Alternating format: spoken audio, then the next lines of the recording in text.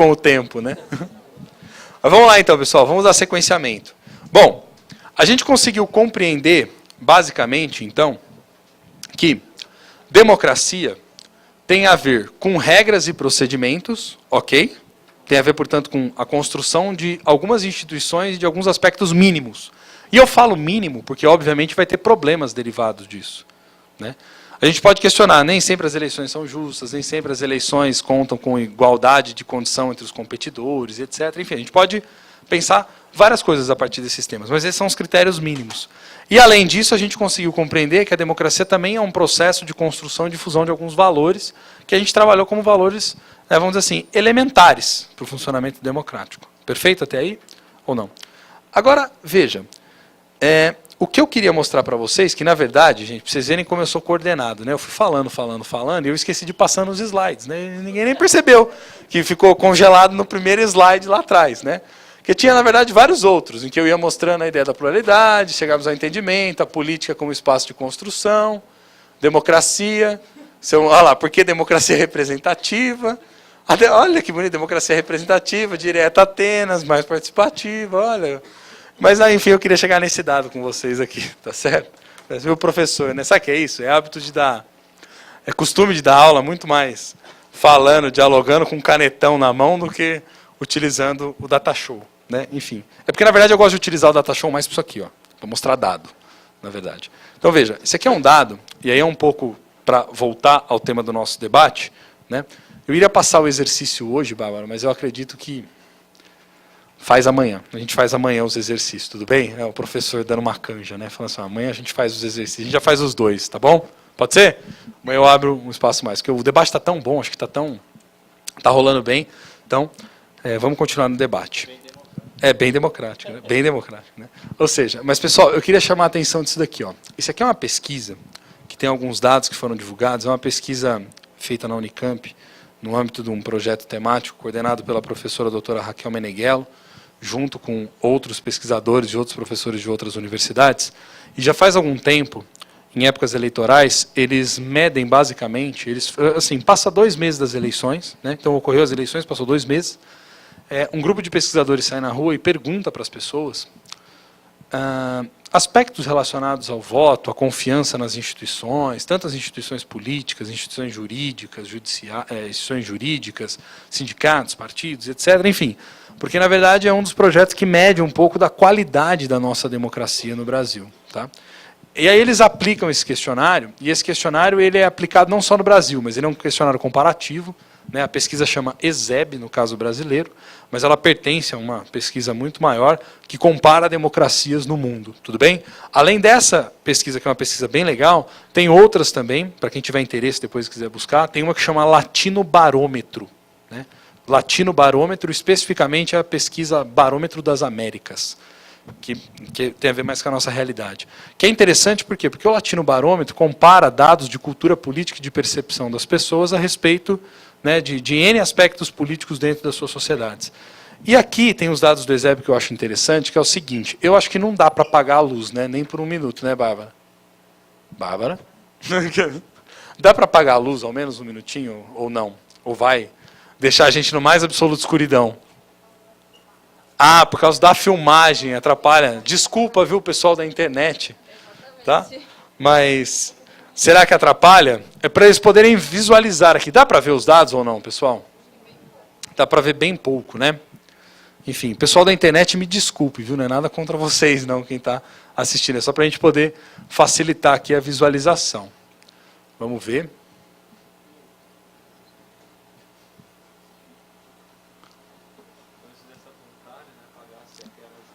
Porque eu acho que não dá para apagar aquelas e depois...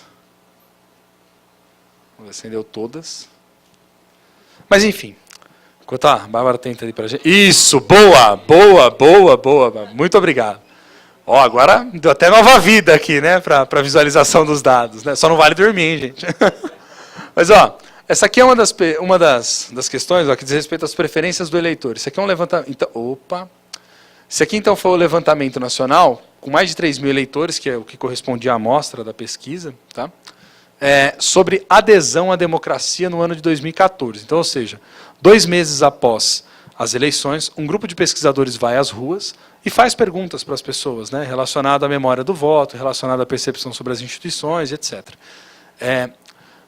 E uma das perguntas que é feita diz respeito à questão da adesão à democracia, ou seja, quantas pessoas se sentiam aderidas ao regime democrático. E aí tem a série histórica, que começa a pesquisa lá em 2002 e vem até 2014. Em amarelo, para vocês terem uma ideia, são os dados de adesão, aqueles que responderam que aderem à democracia, que preferem a democracia em relação a outra forma de regime político. Então, em 2002 a gente tem lá na casa dos 59% dos entrevistados, depois em 2016, 71%, em 2010 atinge seu ápice em 78,5%, em 2014 cai para 65,2% de novo. Né? Aí os outros, que são a porção do não sabe, não respondeu, era 9, 9, 8, e aqui chegou em 16.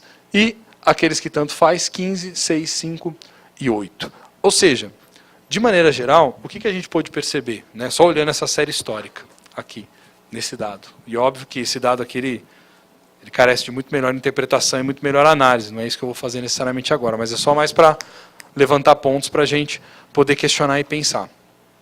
Se a gente voltar lá no início do ciclo em 2002, a preferência pela democracia ela atingiu seu menor nível, certo? Depois passou pelos anos de 2006 e 2010, veio numa toada constante. E depois, em 2014, a gente teve novamente uma diminuição em relação à preferência pela democracia. Pode ligar a luz de novo, agora a gente já conseguiu visualizar o dado. O que eu queria chamar a atenção, para também não atrapalhar os nossos internautas, mas o que eu queria chamar a atenção é o seguinte, pessoal, vejam, em alguma medida, existem fatores também que vão estar associados ao fato da gente identificar que a democracia vai bem e a democracia vai mal. Um dos fatores que mais pesam, acredito eu, para a democracia, para essa percepção, para a construção dessa visão de que a democracia vai bem, é sobretudo a condição econômica nossa. Né? Quando a gente percebe que a economia não vai bem, que a gente não consegue, né, manter o padrão de vida que a gente mantinha há um tempo atrás, muitas das pessoas acabam identificando que a democracia acaba não sendo a melhor forma de se viver. Né? Ou isso vai diminuindo a preferência. Agora, veja que interessante se a gente parar para pensar no seguinte. A democracia, como eu disse para vocês, pode ser muita coisa, concorda? A gente pode encher esse recheio de diferentes maneiras. Eu coloquei aqui, aquela hora, alguns valores que eu pontuei que são valores fundamentais, valores importantes para a construção da democracia. Mas veja, obviamente não precisa ser apenas esses valores. E o comentário que eu queria dizer com vocês é o seguinte, a democracia, em princípio, também é um regime político baseado numa forte ideia do que, além da igualdade política, num princípio de justiça social. Concorda? Então, a perspectiva é que a democracia, ou o regime democrático, consiga criar espaços no qual a gente possa combater aquilo que é um dos nossos principais problemas em sociedade, sobretudo considerando que estamos num contexto de sociedade capitalista, que é justamente o quê? As grandes desigualdades, perfeito? Então, assim, a perspectiva de que, por meio da política, por meio da construção política, a gente pode tentar corrigir, se não resolvê-los totalmente, mas a gente pode tentar corrigir algumas desigualdades que são extremas. Ou a gente pode conseguir garantir alguns direitos que tentem corrigir, vamos dizer assim, essa condição de saída dos indivíduos, que não é uma condição plenamente igual, certo? No limite, a gente cria uma expectativa com a construção da democracia de que a gente consiga produzir políticas públicas, que a gente consiga produzir decisões que justamente possam criar uma dinâmica de menor desigualdade. E aí para pensar, um dos fatores que muitas das vezes vai afetar profundamente a percepção sobre a democracia, se ela funciona ou não funciona, é a situação de extrema desigualdade social. Por exemplo, veja, aqueles países que mesmo internacionalmente, você compara lá no ranking da aceitação da democracia, do funcionamento, da percepção de que funciona bem ou não, aqueles países que são os países menos desiguais, são aqueles países que normalmente a população tende a aderir muito mais ao regime democrático. Você pega, por exemplo, os países escandinavos. Os países escandinavos que mantêm níveis de desigualdade estruturais dentro da sociedade menores, são aqueles países em que as taxas de preferência pela democracia são maiores, certo? Por quê? Porque você cria essa expectativa. No caso brasileiro, até tenho feito essa reflexão recentemente, no caso brasileiro, em torno do processo da Constituição nossa, que inaugurou realmente uma nova ordem democrática no Brasil, vamos colocar assim, do pós-88 em diante, existiu sempre uma expectativa muito grande associada a esse processo constituinte, de que a gente realmente inauguraria uma nova ordem política. Uma ordem política mais justa, uma ordem política baseada mais em a gente criar instrumentos para a participação popular, uma ordem política em que a gente conseguisse combater minimamente algumas desigualdades estruturais e que em algumas políticas públicas que nunca tinham sido dada atenção, elas pudessem efetivamente sair do papel e ganhar algum tipo de dimensão real. Né? Por exemplo, isso é algo que a gente vai discutir amanhã de maneira mais detida. Mas, por exemplo, foi por meio da Constituição que a gente criou e estabeleceu um sistema único de saúde e um conjunto de direitos associados à saúde, coisa que não existia antes desse processo. É por meio da Constituição Federal que a gente criou uma pauta, uma ideia de política, por exemplo, de valorização do salário mínimo, como uma das medidas para poder incrementar o poder de compra da população. É por meio dali que a gente criou uma expectativa de que existissem políticas futuras que corrigissem essas desigualdades estruturais no que diz respeito à distribuição de renda. Ou seja, de maneira até que vocês sabem que a Constituição Brasileira de 88 foi apelidada de Constituição o quê? Cidadã. Perfeito? Ou seja, se criou em alguma medida em torno da Constituição de 88 um certo consenso. Um certo consenso por parte da sociedade, que é um elemento importante da democracia, mas também um certo consenso em torno das elites políticas do Brasil, em torno dessa agenda. Né? Em torno dessa agenda mais reformista, dessa agenda mais de combate a essas desigualdades, etc. Agora veja, se cada vez mais a gente vai diminuindo o grau de apoio à democracia, ou se os dados vão revelando que esse grau de apoio à democracia não é tão incisivo como era antes ou alguns anos atrás, isso também nos coloca um ponto de preocupação. Porque pode nos colocar a seguinte questão: será que esse consenso foi quebrado?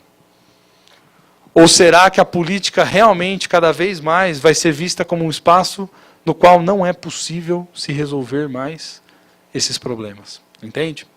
Veja, essa é uma dificuldade que a gente enfrenta hoje, enquanto democracia, né? Enquanto cidadãos que vivem na democracia brasileira. Porque a gente tem que tomar muito cuidado para acabar não jogando o bebê junto com a água no banho. Certo? Obviamente que não existe e não vai existir uma condição perfeita, né, para a democracia. Não vai existir, agora nós chegamos numa condição perfeita. Por quê que jamais vai existir essa condição perfeita?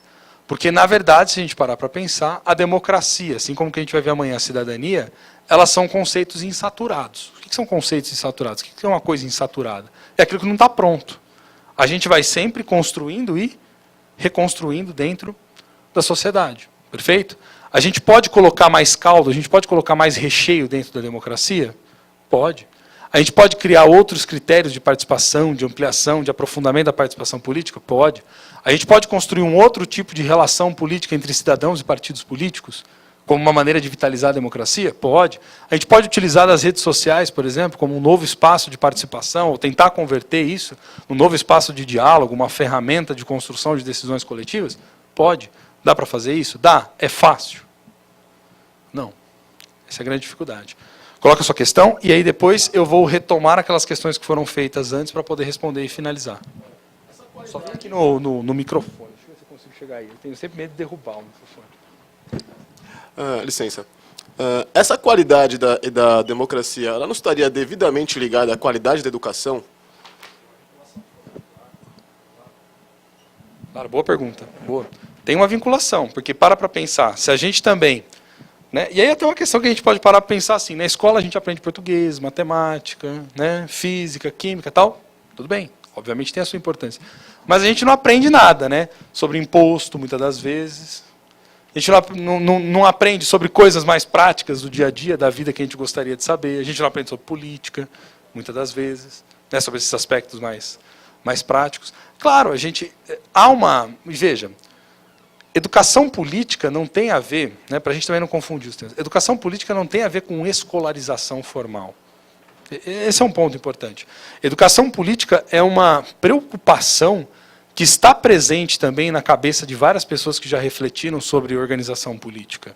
E que ela é vista, muitas das vezes, como vamos dizer assim, uma necessidade de que o cidadão seja minimamente informado, de que as pessoas sejam minimamente informadas se você quer produzir decisões melhores. Né? É aquela coisa, se você entra para jogar um jogo, por exemplo, se eu vou entrar para jogar um jogo de futebol, e eu não sei que, se eu estiver à frente da linha da bola, impedimento, num determinado lançamento, eu vou continuar fazendo gol impedido. Concorda? Agora, no momento... Não, eu acho que a questão não é assim o tipo de conteúdo, educação moral e cívica, etc., ou SPB. A questão é de outra hora, que eu quero dizer o seguinte. Assim, ó, a educação política ela é necessária, eu vejo, e sou um dos que defendem essa bandeira, sobretudo para a gente criar espaços de reflexão política sobre o nosso destino coletivo. É um pouco disso. Né? E a partir de alguns princípios, obviamente, e princípios esses que a gente não abre mão, como foi aqueles que eu mostrei no começo para vocês. Mas eu acredito que assim, educar os cidadãos, ou a perspectiva de preparar os cidadãos para participar politicamente, é algo que você pode navegar por diversos autores, diversos pensadores, e vai estar lá presente essa ideia. Seja a ideia de, por exemplo, você poder qualificar para que aquela pessoa tenha vamos dizer assim, não só o acesso à informação, mas consiga compreender a informação de uma maneira mais apurada. Isso é importante também, porque muitas vezes não basta você ter informação. Hoje você pega a nossa sociedade, uma sociedade da hiperinformação. Você pega a tela do seu celular, do seu smartphone, você tem 1 milhão de notícias. Se você quiser achar sobre qualquer coisa que está acontecendo na política brasileira, em 2 tapinhas aqui no celular, você acha, concorda? Mas a questão é a seguinte, será que você tem minimamente a formação, ou está minimamente preparado para conseguir enfrentar essas informações, ou para tentar organizar essas informações? É um pouco isso. Você queria fazer o que você ia ponderar? Perfeito. Agora eu vou só recuperar, pessoal, as perguntas. Deixa eu só recuperar as perguntas. Depois, se sobrar o tempo, aí eu coloco, tudo bem? Então, deixa eu só recuperar as perguntas. A gente tinha tido, foram 2 ou 3 perguntas. Primeiro, a sua pergunta, Caleb, que eu lembro. Que você tinha perguntado sobre o presidente ser de direito ou de fato. Veja, eu acho que essa é uma discussão, Caleb, vou ser bem sincero, que surgiu agora de maneira mais contextual em virtude do presidente Michel Temer ter assumido depois do fim do processo de impeachment. Porque, veja, em tese é aquela coisa. Né? Vai haver uma disputa de narrativas também dentro da sociedade. Se foi legítimo, se não foi, se foi golpe, se não foi. Eu não vou entrar nessa polêmica especificamente. Veja, a questão é a seguinte, do ponto de vista das regras, vamos pensar assim, do ponto de vista das regras, o rito foi cumprido. Se isso foi correto, se não foi, se foi justo, se não foi, se politicamente fragilizou ou não fragilizou, isso é algo que a sociedade vai ter que tentar chegar em alguma resposta. Agora sim, só para responder a sua pergunta. Agora, do ponto de vista legal, a ocupação do cargo cumpriu os critérios que eram para ser cumpridos, do ponto de vista constitucional. Isso não teve nenhum atropelamento constitucional nesse sentido. Entende o que eu estou colocando? Tipo assim, por exemplo, aquela ideia de que vira e se fala assim, mas o presidente não é legítimo, o vice-presidente, por exemplo, não é legítimo porque não teve nenhum voto. Quando você vota nas eleições, se você não entende a regra, é complicado. Quando você vota apenas no presidente, mas que você não goste, você vote em quem? Você vota no presidente, mas você vota na chapa. Você vota no presidente e no vice. Aliás, se a gente olhar também um pouquinho mais com calma na história brasileira, a gente vai ver que a gente tem um histórico de vice-presidentes que assumem a presidência da República. Né? Para pensar só na experiência democrática recente. Tancredo faleceu. Quem assumiu? Sarney. Collor foi impeachmentado. Quem assumiu? Itamar. Espera só um minutinho, querido. Quem assumiu foi... Deixa eu só concluir o raciocínio. Quem assumiu foi Itamar. Depois a gente teve o Fernando Henrique Cardoso, aí o Lula, e agora, novamente, a gente teve um processo de impeachment. É óbvio que, presta atenção, né, vão se ter vários questionamentos do ponto de vista jurídico, do ponto de vista da legalidade política. Vão ter aqueles mais à esquerda, os mais à direita, que vão construir narrativas e visões diferentes sobre o que foi todo esse processo. Óbvio que a gente vai ter uma clareza maior, ou uma dessas narrativas vai sair, vamos dizer assim, mais vitoriosas, não agora, mas depois de um certo tempo. Perfeito? Porque a gente consegue olhar para o passado com um pouco mais de clareza e aí poder construir uma visão do que realmente foram as consequências daquilo. Né? Num primeiro momento, é natural, até dentro da sociedade, que surjam essas narrativas diferentes. Por quê? Porque as pessoas também estão se posicionando politicamente a respeito do processo, do que está acontecendo. Certo? Tinha mais uma pergunta ainda. Tinha mais uma pergunta que veio dali, ou não? Já tinha respondido? Qual que era a sua pergunta? Que acho que vai casar com a sua também, que você tinha feito antes.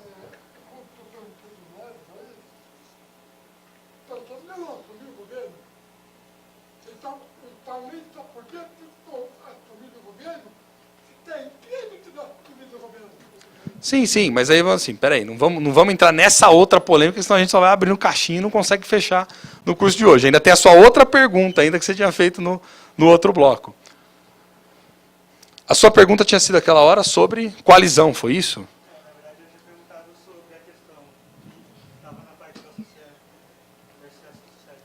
Ah. E aí eu falei, nem sempre o associativismo está relacionado a interesses comuns, mas ela pode estar relacionada apenas a acordos. Ah, apenas há acordos, é isso que você tinha colocado. Segura a própria ideia do associativismo. Ah, entendi. É que aquela hora eu tinha entendido que tinha alguma coisa a ver com coalizão, sua pergunta. Desculpa. E aí, por exemplo, coalizão, que aí você tem presidente que colocaria... Ah, não, tudo bem, mas peraí. Mas aí são coisas... Não, agora entendi. Mas aí são coisas diferentes, veja. O associativismo pode ter, é isso que eu tinha colocado, o associativismo pode ter a ver apenas com interesses específicos? Pode, não tem nenhum problema em relação a isso. Entende o que eu estou falando? Não tem nenhum problema. As pessoas podem se juntar por causa de um interesse. Aliás, todo processo também de construção e decisão política, a gente também não vai esperar que ninguém tenha necessariamente uma nobreza de espírito capaz nossa, sou publicamente elevado. Eu sempre desconfio muito dessas narrativas. Né? É claro que aqui eu não quero entrar em outra polêmica, mas eu sempre desconfio muito deles. Falam assim, não, é o bem comum. O bem comum é um conceito, para mim, que muitas das vezes é difícil de você... Porque nós não vamos ter só uma ideia de bem comum, porque a política, por definição, é um campo de disputa de interesses, de narrativas diferentes, de visões diferentes. Né? A questão é que alguns interesses conseguem ganhar força social capaz de se implantar politicamente, capaz de conseguir gerar decisões, etc. Outros não. Enfim, isso também é da regra do jogo, isso também está posto. Certo? Mas, enfim, acho que eu respondi sua pergunta da questão do associativismo. Sim, pode ser por meio de um interesse que a gente se associe. Obviamente, é natural e até saudável que seja assim. Obviamente é ruim se, por exemplo, o seu interesse prejudica outro tipo de iniciativa, ou fere outro tipo de iniciativa. Perfeito? Agora, da questão da coalizão, aí eu vou juntar as duas para poder responder, tudo bem? Porque aí isso não tem nada a ver com a coalizão. Veja, a sua pergunta naquela hora tinha sido se a lógica do presidencialismo de coalizão não destoa do que foi a decisão de 93 do plebiscito, não foi isso? A questão é a seguinte, gente, para poder responder de maneira simples, embora não seja um tema simples de ser respondido, já vou adiantar. Precisaria de pelo menos mais uma aula para eu poder explicar para vocês o que é o presidencialismo de coalizão, óbvio. Porque a questão é a seguinte, coalizão é uma ideia do quê? De que você tem governos que se formam e se desfazem para governar. O mundo, toda e qualquer democracia no mundo funciona com base em coalizões de governo. Por quê? Por um motivo puro e simples. Porque nenhum partido político jamais obtém maioria sozinho em qualquer parlamento, em qualquer organização. Isso não existe. Isso não tem. Veja, por exemplo, agora recentemente as eleições onde? Lá na Alemanha. Por exemplo, o partido da Angela Merkel conseguiu a maioria das cadeiras no parlamento? Suficiente para que apenas aquele partido governe? Não. Hã? Mas aí não tem a ver com parlamentarismo e presidencialismo, porque coalizão tem tanto no parlamentarismo quanto no presidencialismo. Coalizão é uma forma de arranjo de governo no qual você junta, né, partidos, você negocia com partidos para fazer maiorias e conseguir estabelecer agendas políticas. É isso. Isso ocorre tanto no presidencialismo quanto no parlamentarismo. Isso não tem a menor dúvida. Né? É que a gente tem o costume de estabelecer uma diferença tão grande assim, ou muitas das vezes no meio acadêmico a gente criou uma percepção de que presidencialismo e parlamentarismo são profundamente diferentes, etc. E aí isso veio sendo trazido por muito por uma literatura que vem desde os anos 80 no Brasil, que vem batendo nessa tecla, e a gente tem uma série de pesquisas que mostrando que não é bem assim. Presidencialismo e parlamentarismo tem muito mais fatores que tornam eles, na prática, parecidos do que a gente poderia imaginar. A questão é a seguinte, governos em democracias são governos de coalizão, com exceção naqueles sistemas, naqueles lugares onde só existe 2 partidos. Que é quantos casos que eu consigo lembrar? Além dos Estados Unidos, pelo menos de cabeça, pode estar mal a minha cabeça, mas além dos Estados Unidos eu não lembro de nenhum sistema. Máximo Uruguai, mas mesmo assim também não é mais 2 agora. Enfim, a maior parte dos sistemas políticos no mundo é composto por múltiplos partidos políticos, que disputam o voto, disputam as preferências dos eleitores. E que, ao final do resultado, né, das eleições, aquele que ganhou a maioria, a maior parte das cadeiras, vamos dizer assim, seja no legislativo, né, a maioria daquele que ganhou as cadeiras do legislativo vai tentar fazer governo, se for no sistema parlamentarista, com outros partidos, tentando trazer outros partidos. Se for no presidencialismo, o partido do presidente, certo? O partido do presidente vai precisar negociar com o legislativo, certo? E o partido do presidente não vai fazer maioria também no legislativo. Pega, por exemplo, o caso brasileiro. No caso brasileiro, mesmo o maior partido político que saiu das eleições de 2014 no parlamento, que foi o PT, não tinha 15% das cadeiras. O que você faz com 15% das cadeiras? Você não governa. Então, ou seja, você precisa trazer outros partidos para dentro do governo para tentar construir a base de apoio. É isso. Então, coalizão É um termo que a gente explica o quê? A união é a junção de partidos que vão ter algum tipo de influência dentro do governo, né? Que vão ajudar a construir a pauta política do governo e que, portanto, vão apoiar esse governo e vão dar sequência às políticas. Isso que se trata a coalizão. Coalizão existe tanto no presidencialismo quanto no parlamentarismo, como em outros sistemas, no semipresidencialismo francês, etc. Por quê? Porque, vamos dizer assim, a lógica política é uma lógica, em alguma medida, de coalizões de governo. É isso que significa. Essa era a sua pergunta. Então, o presidente não governa. Não, o presidente sozinho não faz nada. O presidente sozinho ele não pode nem trocar, alterar R$1 do orçamento. Só é direito, mas não é de fato. Não, mas a questão assim, direito de fato pode dar a ideia de ocupação do cargo, entendeu? Era isso que eu estava respondendo naquela hora para você. Ah, ele é de direito ou de fato ocupando o cargo de presidente? Eu tinha entendido que era essa a sua pergunta, aquela hora, entendeu? O que entendi, mas não, se for essa que eu estou colocando é o seguinte, o presidente no Brasil, porque aí a gente vai entrar num outro tema específico que não tem a ver com democracia, tem a ver com poder dos atores, etc. Por exemplo, o presidente brasileiro, comparado a outros presidentes do mundo, é um presidente que tem muitos recursos para governar. Então, ele é um presidente mais forte. Por exemplo, compara o presidente brasileiro com o presidente norte-americano. O presidente brasileiro tem mais instrumentos legislativos, instrumentos de controle político, do que comparado ao presidente norte-americano, entende? Mas esse é um outro tema, que eu não queria necessariamente pegar nessa aula de democracia para a gente ir desmembrando e discutindo ponto a ponto, porque iria exigir a gente discutir o que é desenho de governo, o que é sistema de governo, como funciona, qual é o comportamento dos partidos, etc. Você tinha uma pergunta aí, Haroldo? Não? Mas você tinha uma pergunta? Pode fazer. Só considerando essa sua explicação da colisão, se a gente partir do princípio de que é importante estimular o associativismo e associações elas vão se tornando mais fortes desde que você unam pessoas do mesmo interesse. E aí, com essa força, eles chegam a um partido político e, de certa forma, que é o que a gente tem visto, né? Um monte de partido político defendendo os seus próprios interesses. Isso não gera, por exemplo, uma dificuldade de governança assim, futura? Porque, de repente, será o caso de a gente pensar se é melhor ter dois ou ter uma pluralidade de partido? Essa pergunta é uma que deriva da outra, né? Então, vamos pegar assim. Ó. Primeiro, vamos pegar do ponto de vista do associativismo. O associativismo que eu estou falando é no âmbito da sociedade. Se vai se transformar ou não numa força política, se um determinado grupo vai ou não conseguir ocupar um espaço no partido, isso já é outra coisa. O que eu coloquei do associativismo como um valor na sociedade é para a gente resolver problemas coletivos, que pode ser dos mais simples até as pautas mais complexas, entende? É basicamente isso que eu coloquei. É óbvio que então, em tese, né? Aí esse que é um outro tema, por isso que eu falei, em tese, porque se a gente verifica, por exemplo, no Brasil, quantos partidos efetivamente tiveram um histórico de construção de base, que veio desde baixo, construindo e etc. Entende? É que a gente tende a olhar partido político também de um ponto de vista muito assim romântico, muitas das vezes. A gente olha partido político de um ponto de vista muito romântico. Porque um partido político só pode ser um partido se tiver toda a construção de base, se vier desde lá do comecinho, mobilizando as pessoas, a igreja, o sindicato, não sei quem, não sei o quê. Não, no Brasil a verdade é a seguinte, poucos partidos têm esse histórico de construção no Brasil. A gente tem muito partido que já foi sendo formado a partir de dissidências de lideranças políticas, partidos que foram sendo organizados a partir de disputas de interesses, alguns partidos que são criados até o dia de hoje como um bom negócio, ou seja, você tem várias lógicas que estão postas, entendeu? É um pouco disso que acaba predominando no Brasil. Agora veja, óbvio que ter uma quantidade de partidos grande ou pequena, depende, não é um problema você ter uma grande quantidade de partidos políticos. Isso a princípio não é problema. É até normal e saudável numa democracia. Por exemplo, a Espanha tem mais de 200. Isso é um problema? Não é um problema. O problema é que como vai estar alinhada a legislação eleitoral. Então, por exemplo, se você tem uma legislação que cria um incentivo, né, ou que, aliás, você tem uma legislação que tem um incentivo para você criar partido político e acessar, por exemplo, recurso público, aí é um problema. Entendeu? Aí é um problema. Veja, a gente não pode confundir os incentivos, é isso que eu estou colocando. Por exemplo, você tem lá, no Brasil, o que acaba acontecendo? Se você cria um partido político, você já acessa parte dos recursos públicos, principalmente fundo partidário. Ou seja, você já tem uma grana que todo ano vai vir para o partido. Isso permite que você crie uma estrutura, traga pessoas, etc. Logo, você pode se converter num partido eleitoralmente viável. Entendeu?